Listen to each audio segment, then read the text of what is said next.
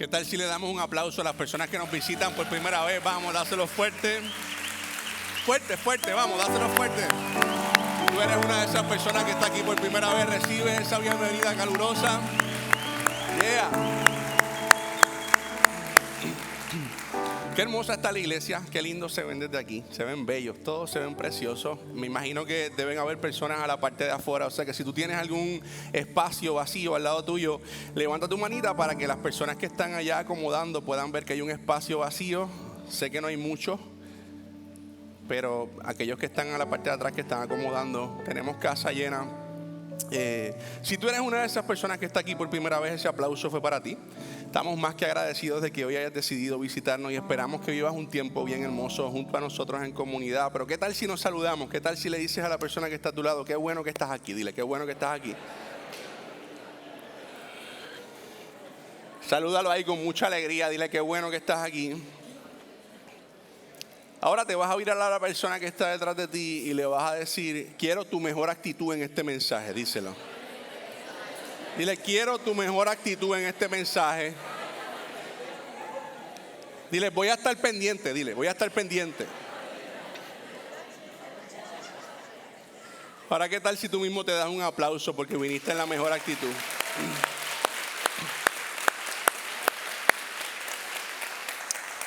Oye, si a ti te interesan las misiones y escuchaste el mensaje de nuestro pastor general la semana antipasada, en donde habló sobre Cuba y en donde habló de que Dios está cuajando algo. Algo se está cuajando. Dile que está a tu lado, algo se está cuajando, algo se está cuajando, dile. Es importante que estés la próxima semana, porque la próxima semana tenemos un invitado especial que viene directamente desde Cuba y vamos a tener un servicio sumamente hermoso. O sea que invita a un amigo, invita a alguna persona que tú sepas que le interesa este tema, que tú sabes que tiene un corazón en fuego por todo este proceso de lo que son las misiones, porque Dios está cuajando algo. Dile que está a tu lado, Dios está cuajando algo, díselo. Oye, ya esta es la quinta semana de nuestra serie titulada Profundamente Humanos y Completamente Espirituales. Y en esta serie nosotros hemos estado descubriendo que llegar a ser más como Jesús no significa que nosotros ignoremos nuestra humanidad, sino que lo que Jesús desea es que nosotros podamos elevar nuestra humanidad a su máxima expresión. Y en nuestro último mensaje, nosotros tuvimos la oportunidad de enfocarnos en unas palabras que Pablo le escribe a la iglesia de Romanos, ¿verdad?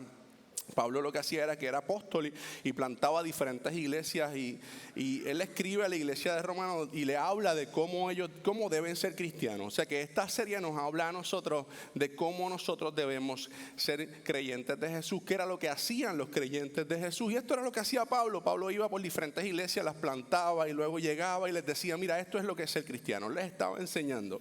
Y la semana pasada tuvimos la oportunidad de estudiar un extracto, obviamente, de la carta a los romanos, específicamente en el capítulo 12, ¿verdad? En el verso 9.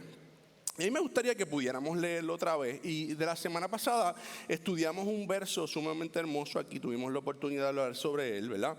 Pero hoy vamos a leer otra vez este extracto de lo que es esa carta, Romanos capítulo 12, versos 9 al 13. Y vamos también a sacar un verso para tener la oportunidad de estudiarlo y ver todo lo que Dios quiere hablar a nuestra vida. Mira, dice de la siguiente manera, Pablo le escribe a los romanos y le dice, el amor debe ser sincero. Aborrezcan el mal, aférrense al bien. Ámense los unos a los otros con amor fraternal, respetándose y honrándose mutuamente. Este fue el verso que estudiamos la semana pasada.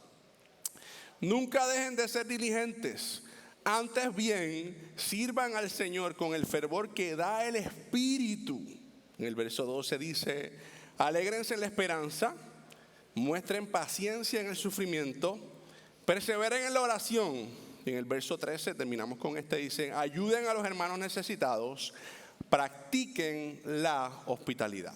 Y la semana pasada, obviamente nos enfocamos en el verso 10, como les dije, y hablamos de la honra. Fue un mensaje sumamente hermoso. Si no lo has visto, puedes pasar por nuestra plataforma de YouTube. Ahí están los mensajes, está el que yo tuve la oportunidad de predicar aquí, pero también están algunos mensajes de los demás pastores de los otros campuses.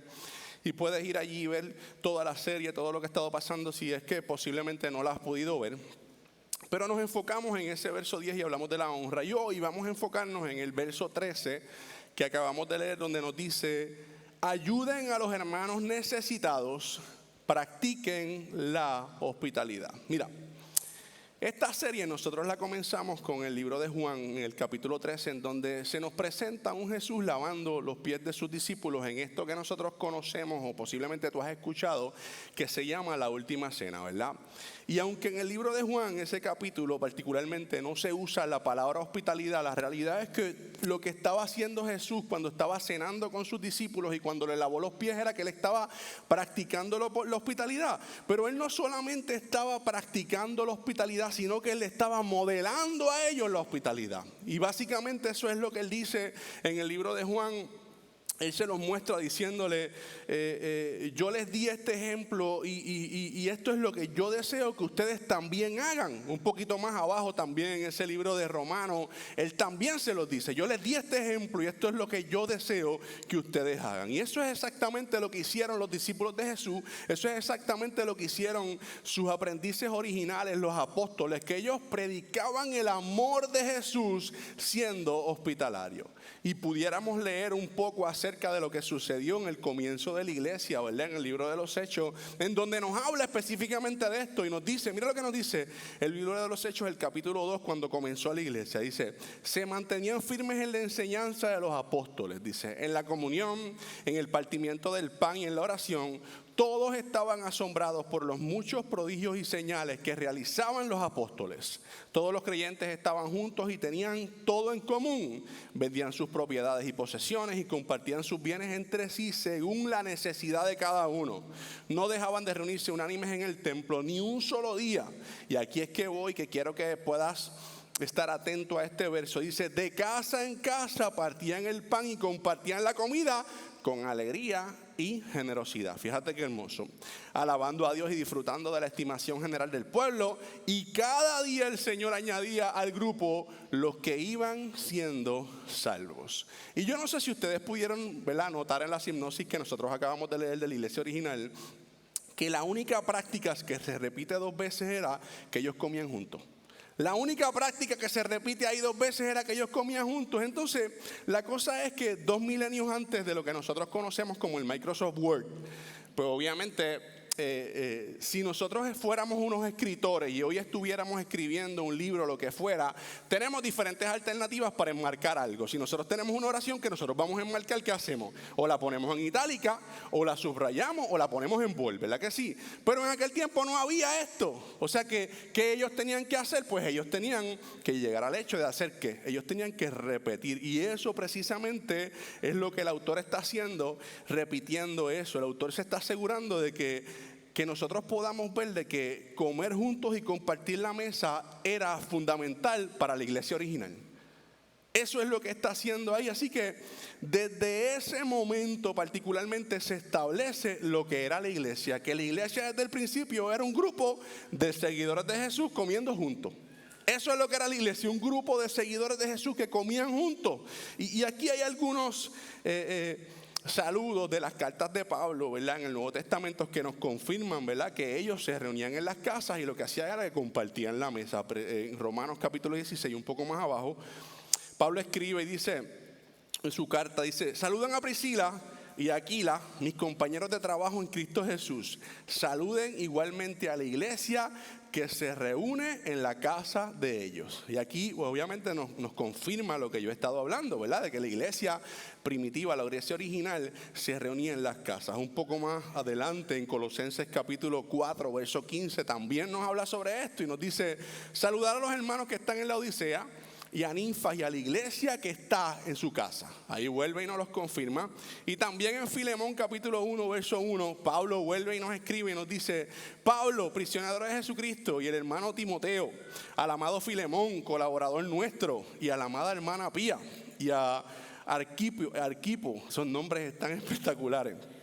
Se le hace hasta difícil a uno leerlo, ¿verdad? Nuestro compañero de milicia y a la iglesia que está en tu casa. Ahí vuelve y lo especifica. Gracia y paz a vosotros, a Dios nuestro Padre, el Señor Jesucristo. Y aquí podemos notar en la historia desde Jesús hasta la iglesia primitiva y hasta las cartas de Pablo a lo largo del Nuevo Testamento, ¿verdad? Que se trata de que los aprendices de Jesús, la iglesia era que los aprendices de Jesús comían en un hogar o en una casa como ¿qué? Como familia. Y eso es lo que hace el Nuevo Testamento lo que hace es que nos cuenta, ¿verdad? La historia de cómo la iglesia se extendió de unas pocas personas, de docenas de personas, ¿verdad? Y de momento se convirtió en lo que es hoy la iglesia. Pero el Nuevo Testamento, ¿qué es lo que hace? El Nuevo Testamento solamente nos está explicando lo que pasó 10 años luego de que Jesús estuvo en el mundo y se fue, ¿verdad? Y viene y ascendió al cielo. Pero entonces, ¿qué tal si hoy nosotros tenemos la oportunidad de conocer un poco más qué fue lo que sucedió con la iglesia de Cristo en los últimos milenios a través del lente de lo que es la arquitectura de la iglesia? ¿Cómo fue construida la iglesia a lo largo de los años? Así que tal si juntos tenemos la oportunidad de ¿verdad? Estudiar cuál fue la arquitectura de la iglesia, cómo fue que se conoció, cómo fue que la iglesia se levantó, mejor dicho.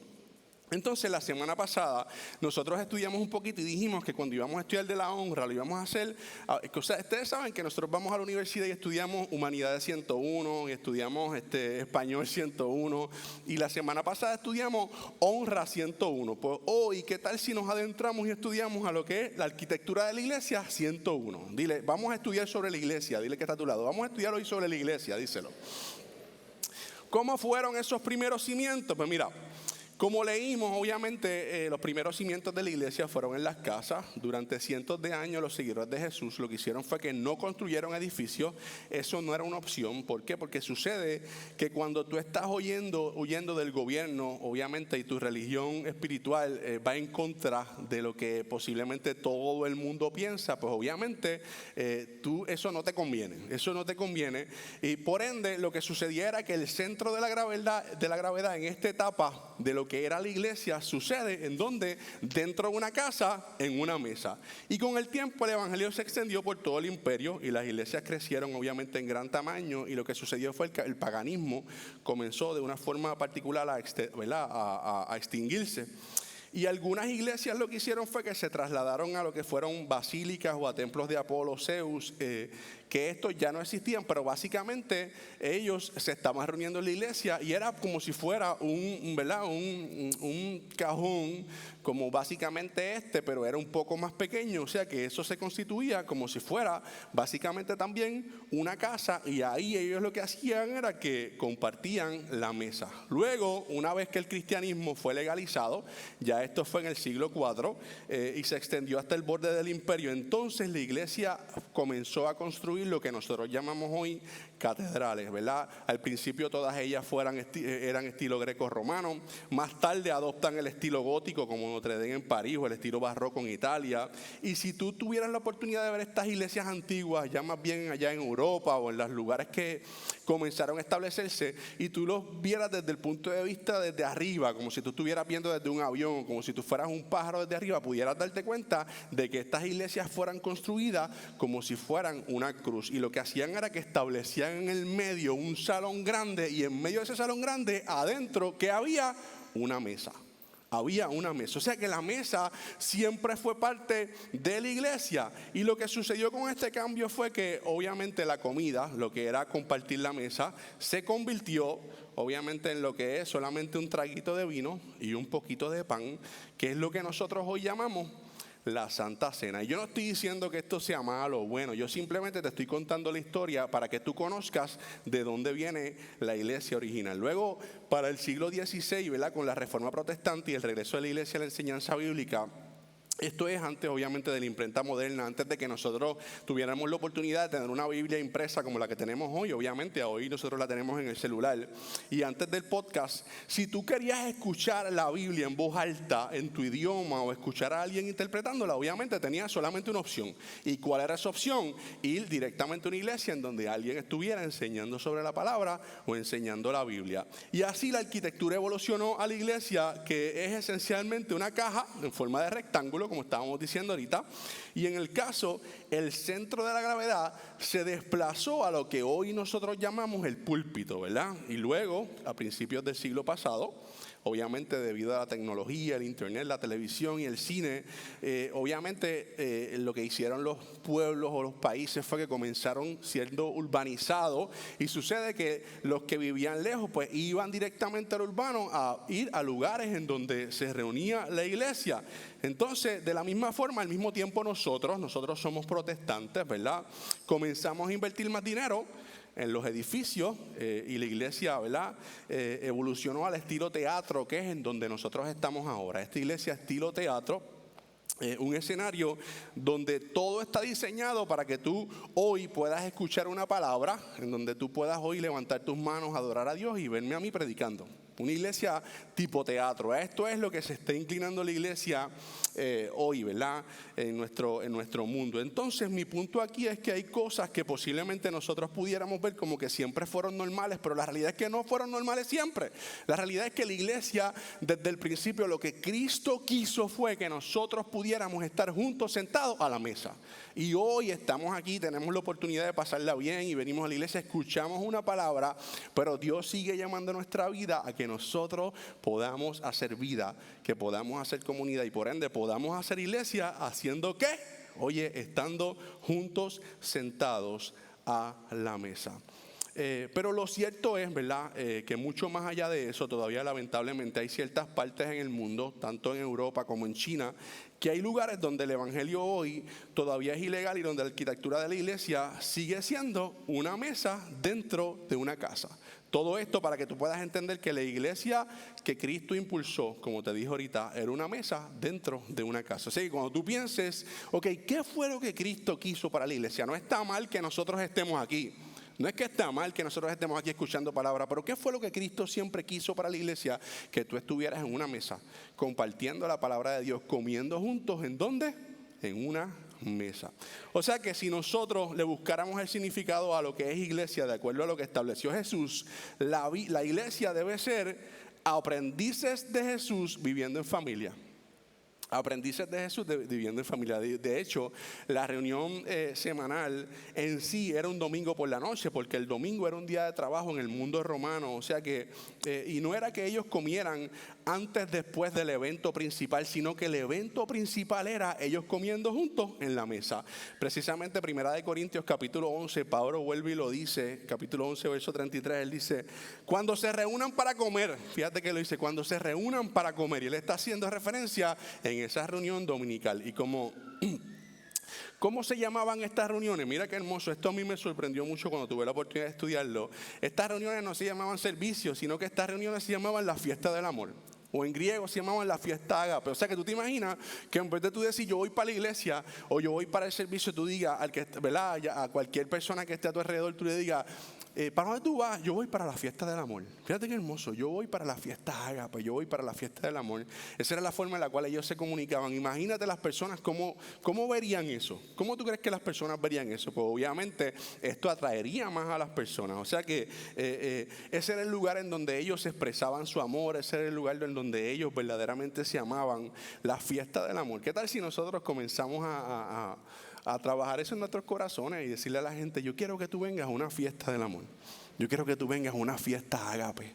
¿Por qué? Porque esa era la forma en la cual se establecía. Más hoy, ¿cómo se le llama a la iglesia? Pues se le llama un servicio. Y es como cuando venimos a un servicio, ¿verdad? Y yo soy pastor, pero yo también tengo pastores aquí en nuestra iglesia en Mar Azul. Pero es que como si tú vinieras a un servicio y tú dirías, pues mira, el servicio es un trabajo en donde el pastor se prepara y trae un mensaje y yo me convierto en un consumidor de Jesús. Pues déjame decirte una cosa, eso no fue lo que Jesús quería.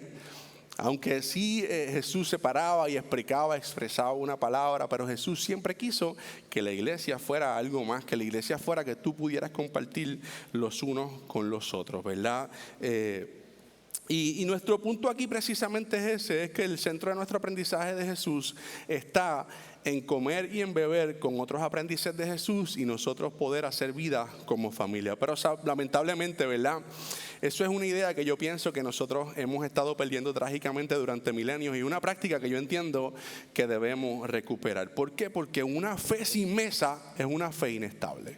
Así como lo estás escuchando, una fe sin mesa es una fe inestable y eso te lo voy a explicar ahora más adelante. Mira, Leonard Sweet, él es un escritor de un libro que se llama De la mesa a la tableta, habla sobre lo que ha ocurrido con el cambio en la sociedad. Y él dice que una fe sin mesa es una fe inestable y que una mesa sin fe es una práctica inestable. Y que el descuido de lo que es la mesa en nuestras iglesias siempre se va a ver reflejado en nuestra familia. Y yo pienso que él tiene razón. Mira, hay un artículo llamado La importancia de comer juntos y mira lo que resume este artículo. Resume que los datos estadísticos recientes apuntan a la relación directa que existe entre cuántas veces una familia come junta y cómo eso beneficia a los niños en todas las áreas. Por ejemplo, según este estudio, mira lo que dice, según este estudio, las familias que no comen juntos por regularidad tienen un 40% más de probabilidades de ser obesos, así como de tener riesgo de embarazos adolescentes, abuso de drogas, alcohol, depresión y ansiedad. Mientras que los niños y las familias que comen juntos de manera regular tienen tasas más bajas de todo lo anterior, ¿verdad? Tasas de graduación más altas y no solo eso, sino que tienen una mejor relación con lo que es mamá y papá. Inclusive algunos profesionales de la salud mental van mucho más lejos de esto y ellos dicen que la solución para el bienestar familiar simplemente es que puedan comer juntos como familia. Fíjate qué interesante cómo personas que estudian nuestra salud mental están diciendo, ok, es que yo creo que muchas cosas de las que posiblemente nosotros estamos viviendo hoy como sociedad se pueden arreglar como que las familias coman juntos a la mesa. O sea que lo que podemos ver de nuestra cultura en los últimos tiempos, ¿verdad? Es que la imagen de la familia comiendo alrededor de una mesa, ¿verdad? Desafortunadamente ha sido desactualizada. Entonces, obviamente, pues como todos sabemos, el divorcio ha sido la nueva normalidad. O sea que el 50% de las parejas que se casan, de los matrimonios que se casan, terminan divorciándose. Y tristemente también una de las nuevas normalidades ha sido que en vez de nosotros comer en la casa, ¿qué hacemos? Comemos en fast food. Comemos fuera de la casa. Entonces, en promedio, la familia moderna gasta la misma cantidad en comida rápida que lo que gasta posiblemente en compra todos los meses. Y el estudio dice que solamente el 17% de las familias se sientan regularmente a comer. Y cuando comen juntos, el promedio de tú sentarte a la mesa a comer posiblemente con tus padres o tus abuelos antes era posiblemente de 1 hora y media. Tú te sentabas 1 hora, 1 hora y media a comer con tus padres y con tus familiares. Eso ha bajado en este tiempo, en esta generación, a 12 minutos. Se ha reducido solamente a 12 minutos. Y eso que nosotros decimos constantemente, que la familia es la piedra angular del mundo. La familia es la piedra angular del mundo, la familia es la piedra angular de la familia, de la iglesia. Pero ¿qué es lo que ocurre? Que cada día le damos menos tiempo a la familia.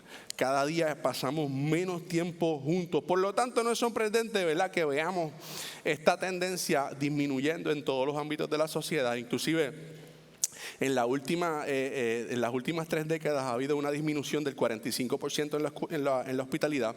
Y como resultado, nosotros vivimos en un mundo lleno de gente solitaria. Y es como decía María Teresa de Calcuta. Ella tenía un dicho que siempre lo decía y lo repetía y lo repetía y lo repetía. Y ustedes saben que María Teresa de Calcuta murió hace muchos años. Y ella decía que la soledad es la lepra del mundo moderno. ¿Y por qué ella decía esto, familia? Porque antes, cuando alguien tenía lepra, ¿qué era lo que hacía? Que obviamente lo sacaban, lo ponían, lo sacaban de la ciudad, lo ponían y ellos se iban a vivir en las cuevas y obviamente por ende estaban viviendo un proceso bien difícil solo. Pues María Teresa de Calcuta decía eso, que la soledad es la lepra del mundo moderno. Entonces es aquí cuando la hospitalidad entra al juego como esa práctica que nos puede ayudar a obtener lo que nosotros hemos perdido. Mira, nosotros hemos hablado esto antes aquí en Mar Azul, pero el significado de la palabra hospitalidad en el idioma original en el Nuevo Testamento es la palabra filosenia. La palabra filosenia, que filo significa amor, ¿verdad? Y senia significa extraño. En otras palabras, ese significado es amor hacia el extraño. Amor hacia el inmigrante, amor hacia el marginado, amor hacia el invitado. Pero lo cierto es que la hospitalidad es una postura del corazón que se expresa en forma tangible, pero ¿cómo? En acciones. Y si lo vemos desde el punto de vista que nos lo expresa nuestro pastor Jonathan Ocasio, la hospitalidad antes de ser algo que uno hace, es algo que uno es. O sea que si tú eres una de esas personas que posiblemente estás peleando esta batalla, y cuando nosotros predicamos la Biblia, porque esto es completamente bíblico, te decimos que tienes que ser hospitalario y te decimos que compartas tu vida con otras personas, y posiblemente tú puedes decir, caramba, Gino, es que eso es tan difícil para mí. Pues es importante que sepas que la hospitalidad es algo que tú no puedes fingir. La hospitalidad es algo que tú eres. Por ende, si tú eres una persona que tú dices, caramba, Gino, es que yo me considero tan solitario y tan poco hospitalario, es importante que tú sepas que tienes que pedirle a Dios y orar y decir, Señor, yo quiero que tú me des un corazón hospitalario. Yo quiero que tú permitas que mi corazón se convierta en un corazón que desee pasar tiempo con personas, porque la realidad es que tú lo necesitas, la realidad es que yo lo necesito, nosotros necesitamos tener la oportunidad de compartir con personas. Entonces, si nosotros volviéramos al verso con el que nosotros comenzamos, ¿verdad? Que se encuentra en Romanos capítulo 12, verso 13, en donde nos dice, ayuden a los hermanos necesitados, practiquen la hospitalidad. Esa palabra practiquen también tiene un significado particular, porque esa palabra practiquen aquí utilizada también en el idioma original, lo que nos quería decir era, o ese significado era, ser intencional o esforzarte por mostrar algo. Eso es lo que significa cuando dice practiquen la hospitalidad. Decían, sé intencional y esfuérzate. O sea que si nosotros uniéramos la palabra filosenia con la definición de practiquen, que está en Romanos capítulo 12, su significado sería, sé intencional y esfuérzate por amar al extraño. O sea que esto es algo bíblico. Si lo llevamos al original, tenemos que entender que Dios nos está diciendo, sé intencional y esfuérzate por amar al extraño. ¿Qué tal si se lo dices a la persona que está a tu lado? Dile, sé intencional y esfuérzate por amar al extraño, díselo. Aunque se te haga difícil, aunque como que te trincaste así. Yo vi 2 o 3 que se trincaron. Yo vi 2 o 3 como que le dio una parálisis. No, mentira, estoy vacilando. Porque, familia, sucede que la hospitalidad no solamente es una expresión de amor, sino que la hospitalidad es una de las expresiones de amor más tangibles que existen. Es ese ofrecimiento de aquí tienes una comida o aquí tienes una taza de café. Qué rico es, ¿verdad? Cuando alguien te dice, aquí tienes esta tacita de café. O qué rico es cuando una persona te dice, oye, ¿qué tal si vas a casa y yo te preparo un arrocito con habichuela? ¡Ave María! Yo no sé si Dios les está hablando a algunos de ustedes que me preparen a mí, porque esa es mi comida favorita, arroz con habichuela y bistec. Y un aguacatito por el lado. ¡Wow! Mira, ahí está, ahí Dios está hablando. Estamos en la misma sintonía. Estamos en la misma sintonía. Eso es hospitalidad. O que aquí tú le digas a una persona, aquí tienes un sofá y una sábana para que te abrigues, o aquí tienes una habitación para invitados para que puedas pasar la noche. Hay personas que Dios pone en su corazón tener habitaciones en su casa para que personas pasen la noche, y eso es completamente hospitalidad. O aquí tienes una relación. Cuando tú me necesites, yo voy a estar aquí para ti. O aquí tienes un oído atento. Eso, familia, es hospitalidad. Todas estas son formas tangibles de amarnos los unos a los otros. Mira, Rosaria Butterfield, ¿verdad? Ella acuñó esta frase que nosotros usamos hace algunas semanas, y nosotros tuvimos la oportunidad de predicar un mensaje que viene bien a tono con porque es lo que Dios nos está invitando a hacer a nosotros como iglesia. Y ella escribe, ¿verdad? Obviamente, valga la redundancia, un escrito. Ella hace un escrito que se llama Hospitalidad Radicalmente Ordinario. Y lo maravilloso de Rosaria Butterfield es que esta chica, ella era una lesbiana completamente abierta al lesbianismo, ¿verdad? Y comenzó que una iglesia cercana comenzó a invitarla a la iglesia, pero también comenzó a invitarla a reuniones en una casa. Y sucede que ella dice que ella estuvo 2 años particularmente visitando una casa en donde en una mesa ella le predicaron el amor de Jesús. Y lo hermoso de esto fue que ella dice, yo estuve 2 años sin antes visitar la iglesia. Entonces, esto lo que hace es que nos confirma a nosotros completamente que esta es la forma correcta de nosotros predicar el evangelio. Abrir nuestras casas, abrir nuestra vida y sentarnos a la mesa con las personas. Y sucede que luego de 2 años ella decide visitar la iglesia. Dios la libera, Dios comienza a hacer cosas maravillosas con ella, y ella por ende escribe unos libros y unos escritos maravillosos. Y mira lo que ella dice, hospitalidad radicalmente ordinaria. Ella dice, quienes la viven convierten extraños en vecinos, y a los vecinos en la familia de Dios. Retroceden ante la idea de reducir a una persona a una categoría o una etiqueta. Ver la imagen de Dios reflejada en los ojos de cada ser humano en la tierra. Aquellos que viven una hospitalidad radicalmente ordinaria ven sus hogares no como suyos en absoluto, sino como un regalo de Dios para el avance de su reino. Abren puertas, buscan a los desfavorecidos y saben que el Evangelio pide las llaves de sus casas. Fíjate qué maravilloso esto. Y esto lo que significa es que tiene que comenzar primero esto dentro de nuestra iglesia para que luego tenga el potencial de extenderse hacia afuera. Y yo pienso en la línea de Pablo, ¿verdad? Cuando él le habla a la iglesia de Galacia, él dice: según tengamos la oportunidad, hagamos el bien a todos, amémonos a todos, especialmente a los que pertenecen a la familia de la fe. Pero le está diciendo, ¿qué tal si nos amamos los unos a los otros? Eso es lo que está diciendo Pablo. Esto lo que significa es que lo que Jesús está haciendo es que Jesús nos está llamando a todos nosotros. Jesús nos está llamando a nosotros como aprendices, a ti y a mí, a seguir ese ejemplo que Él predicó en la última cena, que es el ejemplo de hospitalidad. Pero entonces, yo para ir terminando, ¿verdad? ¿Qué tal si regresamos un poco a lo que nosotros estábamos hablando, que son los primeros cimientos de la iglesia? Mira, el psicólogo Robert Putnam, de la Universidad de Harvard, en un libro que nosotros también hemos mencionado aquí, que se llama Bowling Alone, ¿verdad? Jugando bolos juntos. Él escribe sobre el declive de la comunidad de nuestra sociedad, y él escribe sobre el cambio arquitectónico que él ha visto, ¿verdad? O que hay en nuestra sociedad, que nos ha dejado cada vez más solos. Por ejemplo, ¿cuántos recuerdan cómo se construían las casas antes? ¿Qué hacían antes cuando construían las casas? Si tú vives en una urbanización que posiblemente tiene más de 30 años, tú te vas a dar cuenta que en tu casa el balcón está al frente. ¿Verdad que sí? El balcón está al frente. Pero ¿qué es lo que sucede ahora? Que las casas las están construyendo, que posiblemente lo que está en la parte del frente son los cuartos. Y tú no los ves. Entonces te ponen una puerta eléctrica. Y hay personas que tú no las puedes ver. O sea que se ha construido en la parte de atrás ese sitio, el que nosotros llamamos de una forma u otra como algo privado, ¿verdad? Porque lo que tenemos en nuestra mente y en nuestro corazón todo el tiempo es la privacidad. ¿Cómo yo saco momentos para estar en privado? Pero ¿qué es lo que sucede con esto? Es que posiblemente tú eres una de esas personas como yo, que yo vivo hace algunos 8 meses en San Lorenzo, y conozco solamente a 2 de mis vecinos.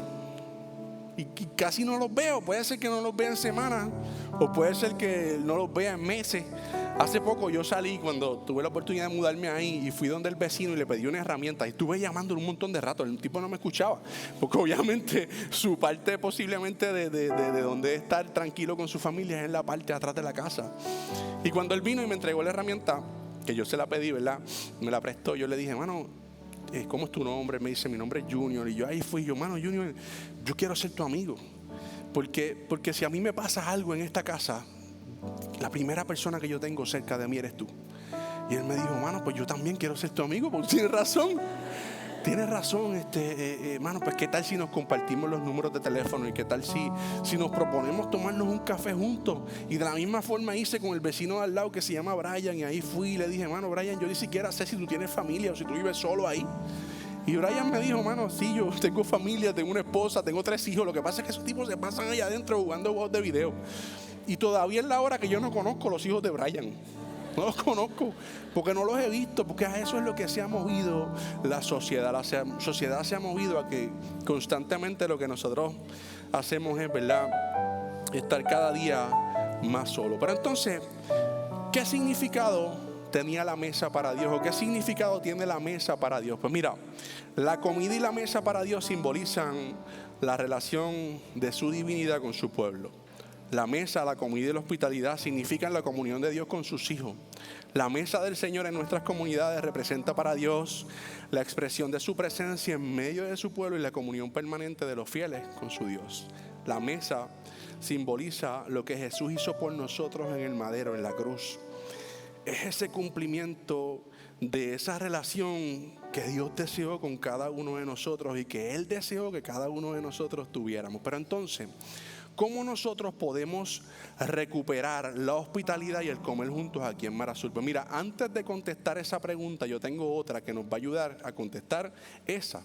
Y la primera que quiero contestar es: ¿qué es la hospitalidad? ¿Qué es la hospitalidad? Pues mira, la hospitalidad en sí misma busca cómo satisfacer las necesidades antes de que éstas sean evidentes. La hospitalidad es cuidar, la hospitalidad es amar y la hospitalidad es servir. La hospitalidad es una de las formas más hermosas de honrar a Dios. La hospitalidad es cubrirnos los unos a los otros aunque no nos conozcamos. La hospitalidad es darnos los unos a los otros sin reserva, como Jesús lo hizo por nosotros. Entonces, ¿cómo nosotros recuperamos la hospitalidad en Mar Azul? Pues mira, de esa misma forma. Número 1, satisface las necesidades que puedas ver antes de que éstas sean evidentes. Cuida, ama, sirve a los demás sin importar quiénes sean y qué te hayan hecho. Y eso es bien importante, sin importar quién sean y qué te hayan hecho. Abre las puertas de tu vida y date la oportunidad de rendir tus temores para acercar personas a tu vida. Cubre, da, ayuda. Abre tu corazón y está pendiente de aquel que lo necesita, y abre las puertas de tu casa para que otros también puedan disfrutar de todas esas bendiciones que Dios te ha dado. Mira, en este proceso de lo que es abrir nuestras puertas, a veces uno no se atreve a hacer esto porque uno piensa que es poco. Pero yo he contado en otras ocasiones aquí, o posiblemente en una ocasión, que hace algunos años atrás yo vivía en la urbanización Ciudad Interamericana allí en Bayamón. Hace exactamente... Yo me mudé de allí posiblemente, 12 años. Y nosotros cuando llegamos a esta urbanización, yo recuerdo que automáticamente nosotros teníamos en nuestro corazón que nosotros queríamos abrir nuestra casa a las familias para que mucha gente fueran allí. Era una urbanización sumamente grande y allí estábamos nosotros en la calle 7 y pensábamos que estábamos en el medio de la urbanización para bendecir a este lugar. Ustedes saben que uno llega a los lugares creyendo, tú sabes, no, yo soy aquí el que llegué, el que soy. Pues allí llegamos nosotros y nosotros lo que hicimos fue que hicimos un back to school y compramos bultos, compramos libretas, compramos lápices, compramos gomas, y allí estuvimos y dijimos, vamos a hacer lo siguiente. Nos fuimos por toda la urbanización y llevábamos tratados y los llevamos por toda la urbanización. Nos cansamos un montón llevando esos trataditos para ponerlos en los buzones y en las puertas de las personas, porque íbamos a tener nuestro back to school y le estábamos pidiendo a la familia, oye, trae a tu hijo, pues queremos bendecirlo. Y le teníamos payasos allí, nosotros le íbamos a cantar canciones de Dios. ¿Y qué sucede? Que llegó el día en donde iba a ser nuestro back to school. ¿Y qué fue lo que sucedió? Que recuerdo ver los papás que venían en los carros y dejaban los nenes. Nosotros lo hicimos para la familia completa y los papás dejaban los nenes. Y de momento yo tenía la casa llena de muchachitos, de niños que no tenía la cantidad de personas para cuidarlos. Tenía nosotros un back to school allí. Wow, ¿cómo manejo esto? ¿Cómo trabajo esto? En una casa relativamente pequeña, era la que nosotros teníamos en la urbanización Ciudad Interamericana allá en Bayamón. Pero fue hermoso porque aunque nosotros queríamos predicarle el evangelio a los papás y los que llegaron fueron los niños, desde ese día, toda la semana, nosotros teníamos niños fuera de la casa a las 6 de la tarde exactamente, tocándonos la puerta para ver cuándo íbamos a empezar el círculo de los niños. Porque nosotros le dijimos, mira, ven aquí, va a haber un círculo para ustedes. Nosotros dijimos, bueno, los papás no vienen, pues vamos a abrirle la puerta a los niños, para que los niños vengan. ¿Y qué sucede? Que nosotros teníamos toda la semana, y creo que era a las 7 de la noche que nos reuníamos realmente, o a las 6:30, porque los niños se acuestan temprano. Pero desde las 5:30 ellos estaban tocando la puerta para que nosotros le abriéramos. Y allí nosotros de momento teníamos niños. Yo recuerdo que desde ese momento Dios comenzó a prepararme. Yo me vestía de José el soñador. Yo me vestía, bueno, te digo, con túnica y todo. Y nosotros le predicábamos el evangelio. Y en muchas ocasiones yo pensé que lo que nosotros hacíamos era poquito. En muchas ocasiones yo decía, wow, yo me estoy cansando aquí. Nunca la familia de esta gente viene. Mira, ninguna de estas familias ha ido a la iglesia. Y para mí era poco lo que yo estaba haciendo. Pero luego de muchos años, como te dije, aproximadamente 12, 13, 15 años, yo me he ido encontrando a algunos de esos jovencitos que ni siquiera ya conozco sus rostros. Y muchos de ellos, algunos de ellos me han escrito hasta por internet y me han dicho, yo recuerdo que yo fui a tu círculo en la casa y hoy le estoy sirviendo a Jesús. Entonces, hay muchas cosas que nosotros podemos hacer hoy por las demás personas que posiblemente nunca nos vamos a enterar qué pase con ellos, pero familia, la hospitalidad es la iglesia. Pero como mismo te cuento una historia hermosa de lo que pasó en mi vida, también tengo historias que no son tan hermosas. La semana pasada yo venía aquí para la iglesia y yo tenía el mensaje también y venía tarde. Y cuando venía de camino, Adrián es bien vulnerable y bien susceptible a las personas que no tienen hogar. Adrián, mi hijo de 6 años. Y ahí venía yo en el carro con una prisa tremenda, que no quería ni que él hablara. Cuando tú estás bien difícil, pues así estaba yo. Y venía de camino y Adrián vio un señor de ambulante. Y nosotros siempre le hemos hablado de los deambulantes a él y me dijo, papá, le pasamos por el lado de un señor pobre y no le dimos nada. Y familia, cuando yo vengo de camino, yo quiero que ustedes sepan que yo estoy claro de cuál es la iglesia. ¿Qué es la iglesia? Eso es la iglesia. La iglesia era que yo virara y pudiera servirle porque él tenía una necesidad. Y nada, Adrián lo que me dijo fue, no papá, si eso lo resolvemos comprándole un juguito y unas papitas, porque él se cree que todo el mundo come papitas de bolsa como él, ¿verdad? Él piensa que todo el mundo come papitas de bolsa. Y yo, está bien papá, tristemente yo tuve que decirle a Adrián, voy tarde para la iglesia. Yo quiero hacerme vulnerable frente a ustedes hoy. Yo viré después cuando salimos de la iglesia y no lo encontré. Familia, ¿qué es la iglesia? Darle comida al necesitado, ser hospitalario, ayudar a aquel que lo necesita. Y ustedes saben por qué Adrián posiblemente le es más susceptible a esto, o porque es más vulnerable a este tipo de cosas, porque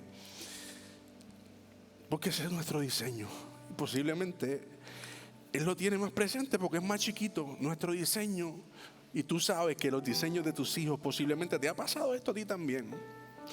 Dios nos creó con ese diseño de que estuviéramos pendientes a estas personas. Y Él siempre pregunta, papá, esa persona está ahí, es pobre, vamos a ayudarla.